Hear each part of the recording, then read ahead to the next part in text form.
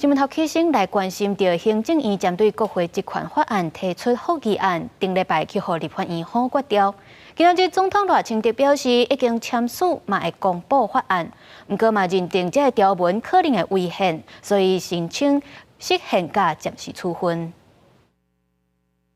我要强调，我们反对国会扩权，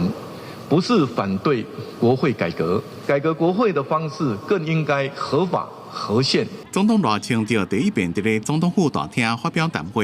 讲已经依照宪法完成签署立法院所通过国会职权法案，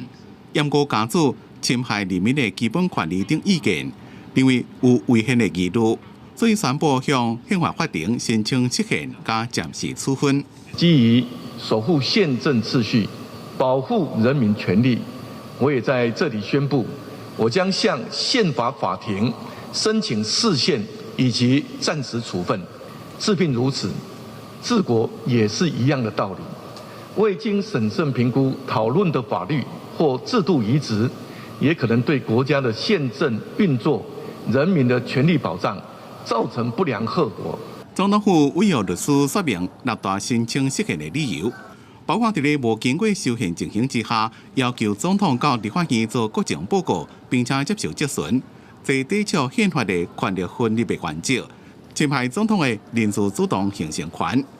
赖总统也特别强调，法案条文内面有牵涉到调查听证的规定，引起产业界担心，是提出释宪的主要原因。我们的确有收到许许多多来自企业界、外国商会，甚至国际的关心，这个也是总统府我本人提出释宪的主要原因。 不宜通过任何法律，对于经济产业的发展带来任何的冲击，这个是我们对国家、社会、人民最基本的底线。在咧被问到是不是坚持合宪进程，未到立法院做国情报告，赖总统是希望在野党在释宪出来进程无适合采取行动，因若现任大法官被质疑拢是民进党政府任命，